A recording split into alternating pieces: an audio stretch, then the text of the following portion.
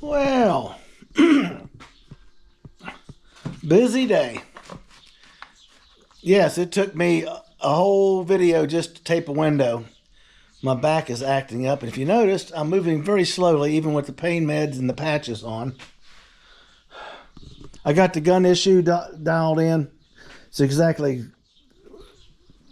different from what I did before on the same gun, so I changed all the settings, and I got it putting it down wet and not running it.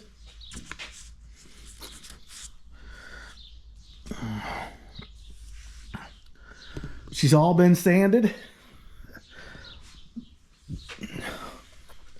cleaned down.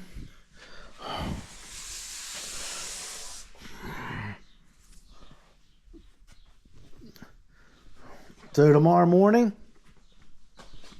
I come out,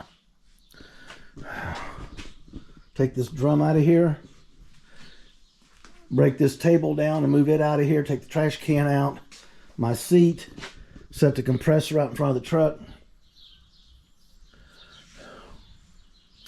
I would love to roll that toolbox if I can get my grandson to help me.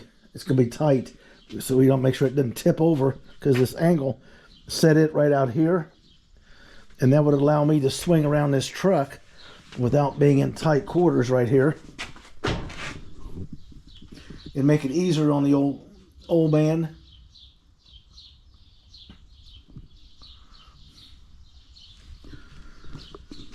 We'll wash her down, cover up the tires, and I'm ready to paint.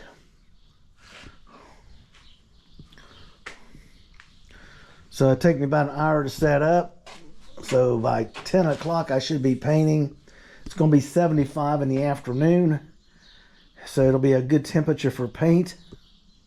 No rain or moisture going to be in the air. Which reminds me, I found my moisture filters are laying right there. I got to add one to my gun.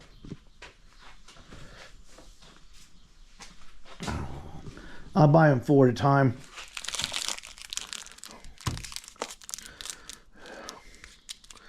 I usually have one on them all the time.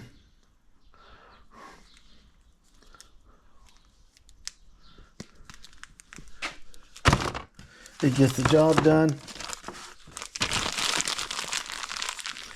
Got the Windex standing by. And we'll give her a bath. Give her a chance to dry out, blow her off, make sure she's good and dry.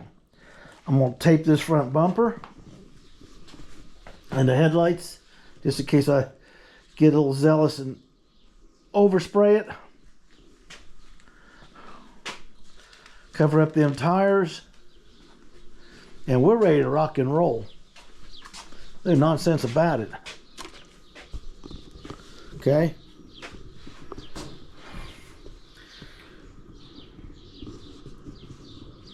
We'll hit this bed first with this first coat and wait for it to tack, and then we'll do the whole truck. So this will get a second coat at that time. It's just the bed. And then after that, the truck will get its second and coat and it'll be done.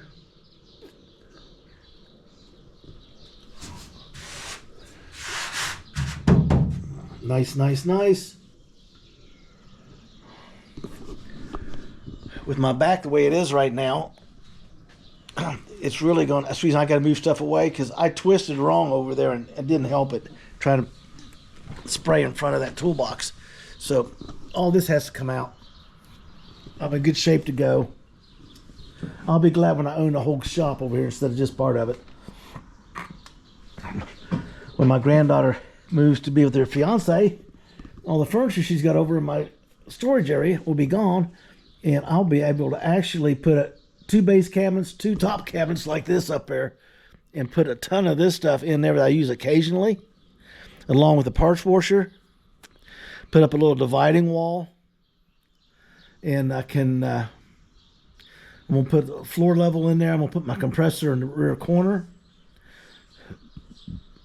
Okay, You're still going to hear it, but it's not going to be like it's sitting on top of you. This still have a door to close. My wife wants a freezer and a place to store some stuff, and she can have half of that in the front. I just want the place to have a parts washer, a small bench top to work on. Like that carburetor I have to rebuild for here, I could take it over there, set up on the countertop I'm going to make, and rebuild it right there instead of having it right in here in the middle of everything. I got like 3 different projects going on, 3 different piles of tools separate right here. I need to get away from doing that. She came out nice. She really smoothed up good. I can't believe that this had so many runs in. This one stripe has so many runs in it. And they just kept on spraying.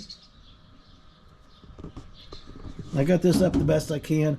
She's just a beater truck, a project truck. Take it from where you want it. If you want to touch up the paint, you can. If you want to cut it and buff it, you can. You want to take it out and put a LS in there, you can.